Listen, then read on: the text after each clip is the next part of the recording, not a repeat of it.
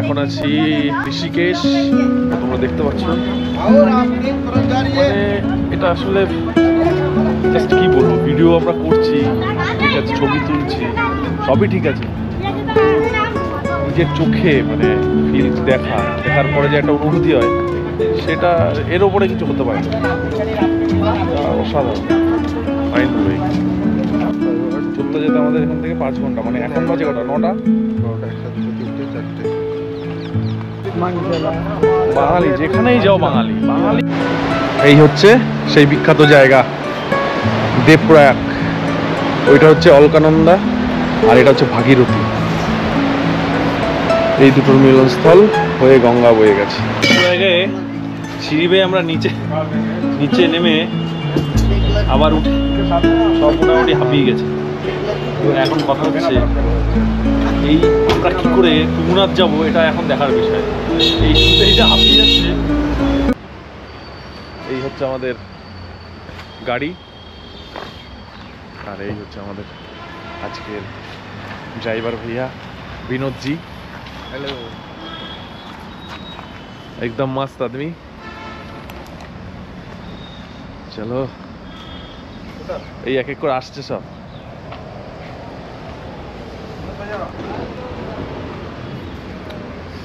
Hotel থেকে বেরিয়ে আমরা এখন ধীরে ধীরে যাব চোপতাতে। কোনো একটা মানে একটা গ্রামের মধ্যে কোনো একটা হোমস্টে বা কোনো একটা রিসোর্টে থাকতে হয়, নেচারটাকে ফিল করতে হবে উত্তরাখণ্ডে এসে।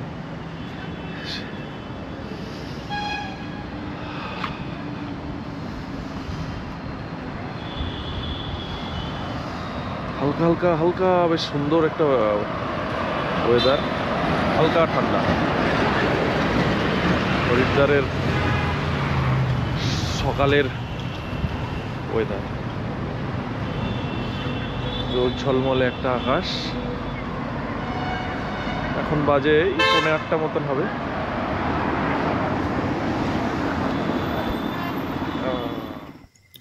আজ আমরা যাত্রা করব একটি অবিস্মরণীয় স্থানে, যা আপনার মন ও শরীরকে সতেজ করবে।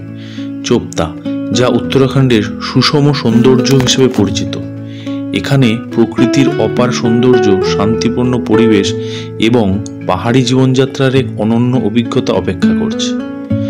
আমরা শুরু করব উত্তরাখণ্ডের রুদ্রপ্রয়াগ জেলা থেকে, যেখানে চোপতা পৌঁছানোর পথে আপনাকে পাহাড়ি রাস্তা ও হালকা ঠান্ডা হাওয়া আপনার স্বাগত জানাবে। ভিডিওটা অনেক লম্বা হওয়ার কারণে 2টি পার্টে ভাগ করা হয়েছে। এই পার্টে থাকবে ঋষিকেশ আর দেবপ্রয়াগ, নেক্সট পার্টে বাকি চোপতার পার্টটা।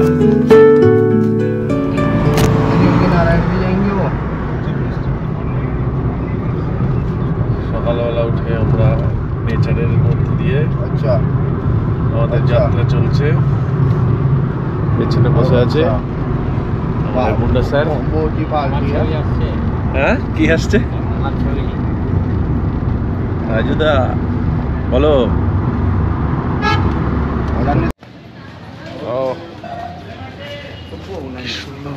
কি সুন্দর ভিউ।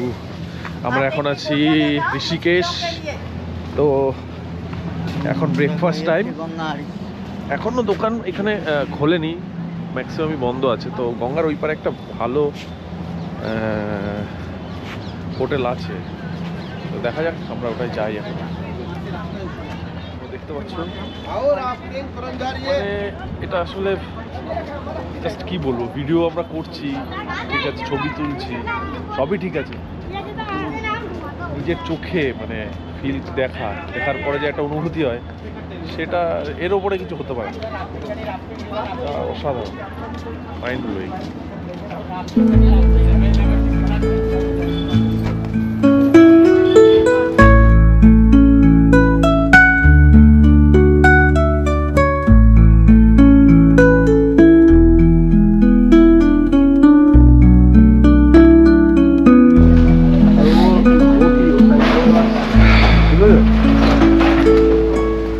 ঋষিকেশের মার্কেটে আমরা এখন ঘুরছি, এই যে গঙ্গার পাশ দিয়ে ওই ब्रिजটা সেটা। हाँ, इतना जोश हम लोगों में नहीं है अभी राफ्टिंग करने का। अगर 6 साल पहले होता, 8 साल पहले होता तो कर लेते, है ना। এখানে সবাই রাফটিং করে এই নদীতে। ঋষিকেশের রিভার রাফটিং এমনিও খুবই বিখ্যাত, সবাই এখানে এসেই করে বুঝলেন। আমরা করেছিলাম একবার ওই ইয়েতে কুলুতে, এটা আলাদা ছিল, ডেঞ্জারাস। এটা তো মানে ডেঞ্জার নেই অতটা, প্লেন নর্মাল, তাই না? দেখি এখানে রিভার না অতটা ইয়ে নেই।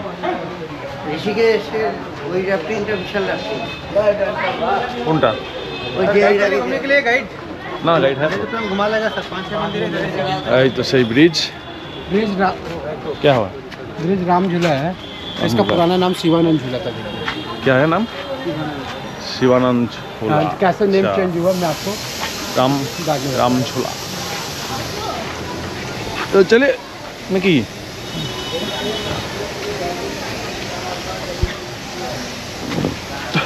সুমন, তোমার কেমন ফিল হচ্ছে ঋষিকেশে নেমে একটু বলো।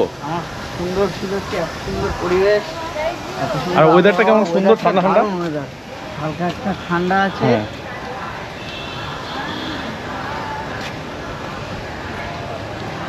এখন আমরা উঠছি ওহ, এখানে দুটো রামঝোলার উপর দিয়ে।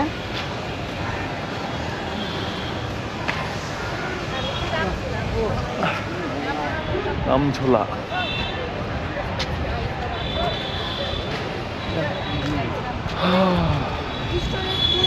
আলাদাই একটা শান্তি, তাই না? আর তার জন্যই আমরা এই পাহাড়ে ভ্রমণ। এত সুন্দর ঠান্ডা আমরা আসলে ঠান্ডা বাঙালিরা ওই মানে ওই ভিড়ের মধ্যে থেকে ওয়েস্ট বেঙ্গলে অত গরমে একটা মানে গরমটা কেমন, হিউমিডিটি বেশি, কষ্ট হবে, ঘাম হবে। এখানে এসে যেমন আলাদাই একটা শান্তি, এইটার জন্যই আমাদের এখানে বারবার এই পাহাড়েই ছুটে আসা।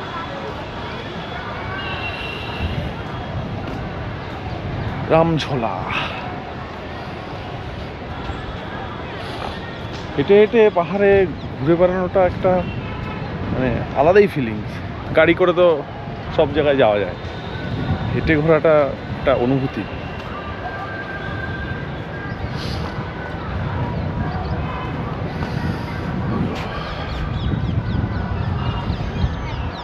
সূর্যটা উঠেছে একদম, রোদ ঝলমলে আকাশ।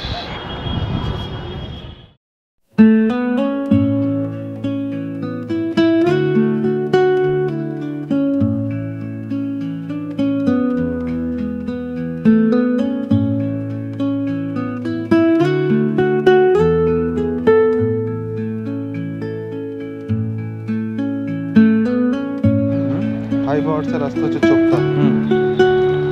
5 আওয়ার্স চোপতা যেতে আমাদের এখান থেকে 5 ঘন্টা, মানে এখন বাজে কটা? 9টা।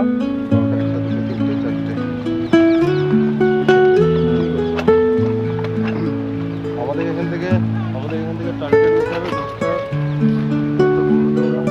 বাঙালি যেখানেই যাও, বাঙালিরাই করে। হ্যাঁ বলো। এটা হচ্ছে গীতা ভবন।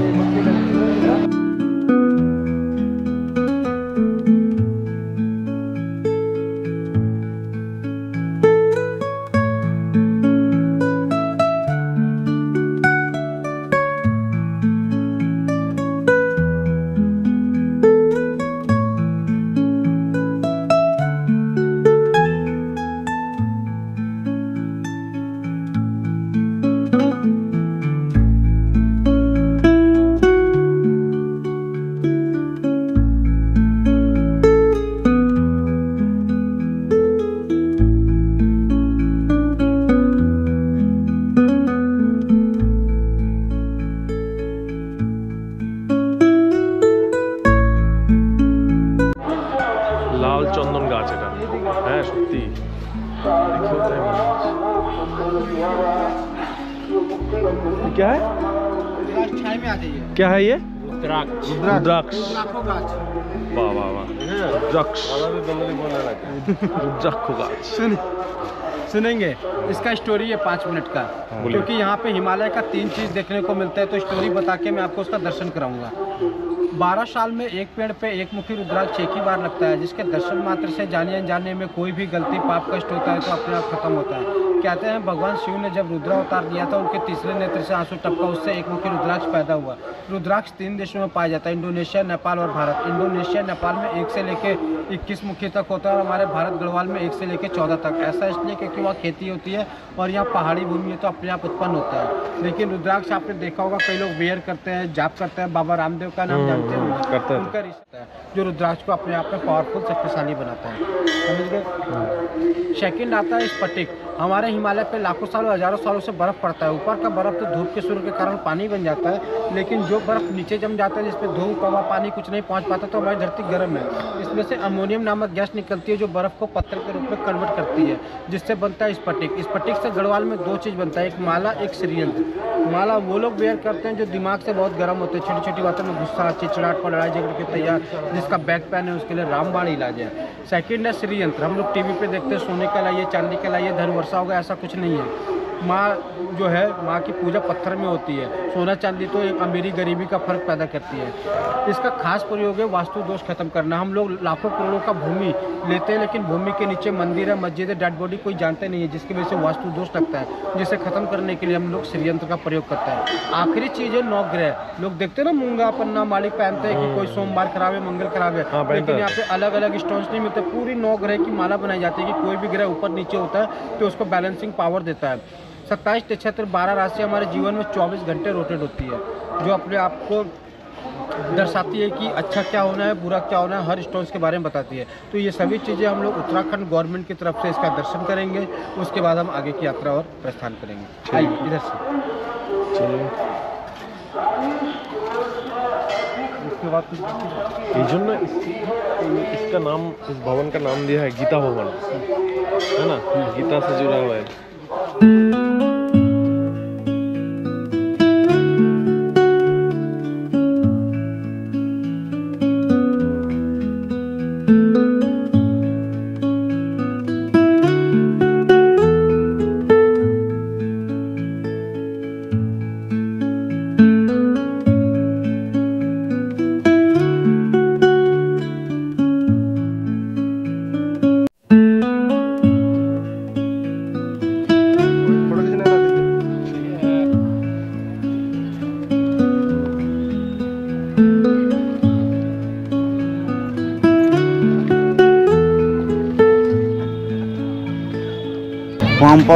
বরফ ঠান্ডা, পাটা জমে খুব ঠান্ডা। বলো, দারুণ ঠান্ডা। এই হচ্ছে গ্রিন, মানে সবুজ রং, সবুজ, জলটা পুরো সবুজ। আর আমাদের দিকে গেলে কালার চেঞ্জ। ওটা দে, ওটা দে, লাগলে কি যাও, একটু গঙ্গা জলের ছিটা দিয়ে নাও।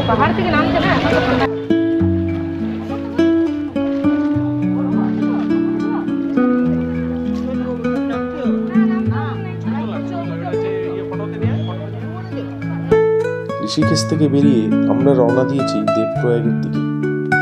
এখানে আপনাদের দেখাতে পারবো পাহাড়ি পথের ঘূর্ণি রাস্তা, সবুজ উপত্যকা এবং নদী।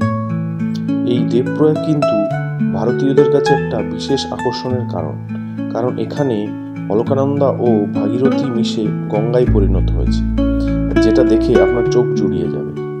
চলুন তাহলে ধীরে ধীরে যাই আমরা দেবপ্রয়াগের দিকে।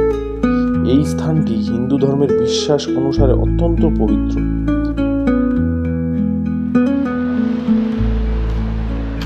আমরা পৌঁছে গেছি দেবপ্রয়াগে।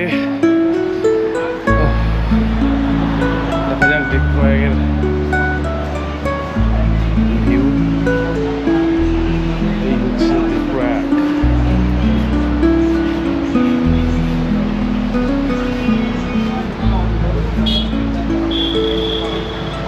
Just awesome.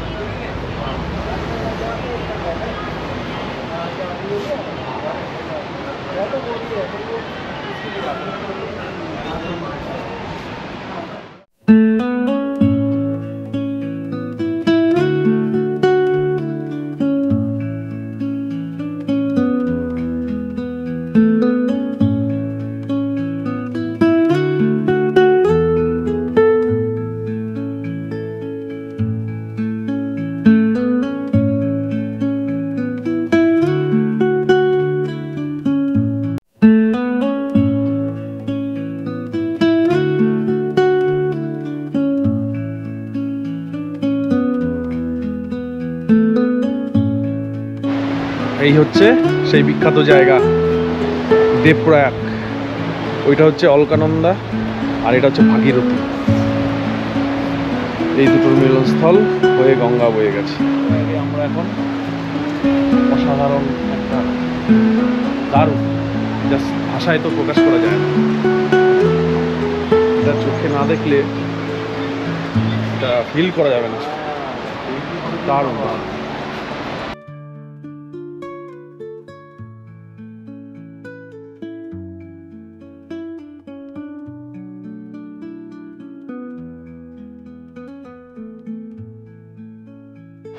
কি করছিস তুই? হ্যাঁ, পাহাড়ের সৌন্দর্যের মানে শেষ নেই। কোথায় কোথায় রয়েছে খুব সুন্দর জিনিস। তো এদিকে নিচে নামার একটা ইচ্ছে ছিল, কিন্তু নিচে নামতে দিচ্ছে না। স্বাভাবিক ব্যাপার, নিচে যে অবস্থা পুরোটাই ডেঞ্জার।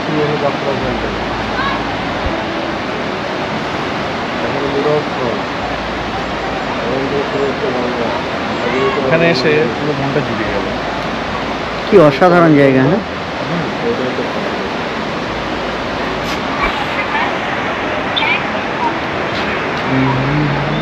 জায়গায় সিঁড়ি বেয়ে আমরা নিচে নেমে আবার উঠে সব মোটামুটি হাঁপিয়ে গেছে। এখন কথা হচ্ছে এই আমরা কি করে তুঙ্গনাথ যাব, এটা এখন দেখার বিষয়। এই শুনতেই যে হাঁপিয়ে যাচ্ছে, সেই জন্য একটু দম নেওয়ার জন্য এই যে নিম্বু পানি, আরেকজন তো ফোনে কথা বলে আর লেবু পানি খায়। ও বাবা,